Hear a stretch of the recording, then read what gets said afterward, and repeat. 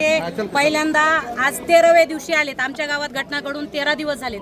आले ते पण ते आले ते कशासाठी आले हे आम्हालाही अजून समजलं नाही. आम्ही आहे त्याच ठिकाणीच आहोत अजून पण. मग त्यांनी आमच्याशी थोडासा संवाद करायला पाहिजे होता किंवा 2 मिनिटं म्हणणं तरी ऐकून घ्यायला पाहिजे होतं. इथं येऊन फोनवर बोलणं ही कुठल्या न्याय नीतिमत्तेमध्ये बसतंय? त्यासाठी अजितदादांनी इथं येऊन आमचा गावकऱ्याचा अपमान करण्यासाठी आले होते का, हा प्रश्न मी मीडियाच्या माध्यमातून विचारते. कारण आमच्यावर दुःखाचा डोंगर कोसळलेला आहे आणि हे माणसं येऊन इथं नुसते फोटो सेशन करून जात आहेत का?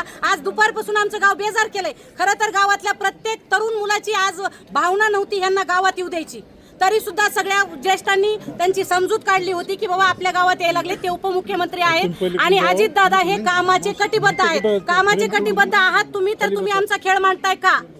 तुम्ही आमचं म्हणणं का ऐकून घेतलं नाही? मी करतो हा शब्द आम्हाला नकोय. तुम्ही आमच्यासाठी जे काही आमच्या गावामध्ये घडलेलं आहे, आमचा सगळा परिसर आज भयभीत झालेला आहे. महिला भगिनीला बाहेर निघायची भीती वाटायला लागली. तरुण मुलं आमचे कामावर जायला घाबरायला लागलेत.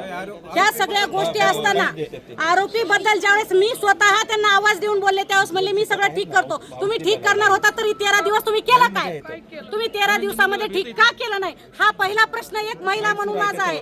तर तुम्ही दादांना आमची एकच मागणी आहे की उद्या संध्याकाळपर्यंत राहिलेले 3 आरोपी अटक झाले पाहिजेत आणि लवकरात लवकर फास्ट ट्रॅक मधून जर घेतलं नाही तर ही जनता आणि ह्या महिला भगिनी ज्या तुम्ही लाडक्या बहिणी म्हणून ज्या बाहेर आणलेल्या आहेत, तर त्या लाडक्या बहिणी तुम्हाला कच्च सोडणार नाही. हा शब्द आहे. आमच्या संतोषांना न्याय मिळालाच पाहिजे.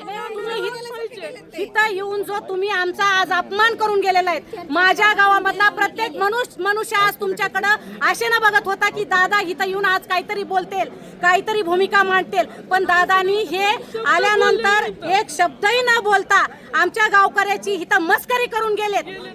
त्याची परतफेड त्यांना लवकरात लवकर भोगावं लागेल. आज मी 24 तासाचा वेळ देत आहे, तर 24 तासामध्ये जर दादानी त्यांची कृती जर कामाचा वादा जो स्वतःसाठी म्हणतायत, तर तो वादा जर त्यांनी 24 तासामध्ये नाही निभावला तर अख्खी महाराष्ट्रातली प्रत्येक महिला आज रस्त्यावर यायला तयार आहे. फक्त आजचा दिवस आम्ही थांबलो होतो कारण आमच्या संतोष अण्णाचा आज 13वा होता. 13वा दिवस आम्ही जो विधी सगळ्या होईपर्यंत आम्ही शांत राहिलेलो होतो. यापुढे आम्ही शांत राहणार नाही.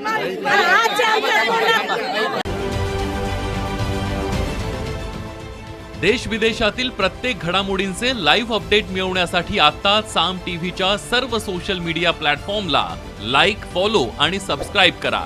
तसंच सर्व नोटिफिकेशनसाठी बेल आयकॉन प्रेस करायला विसरू नका.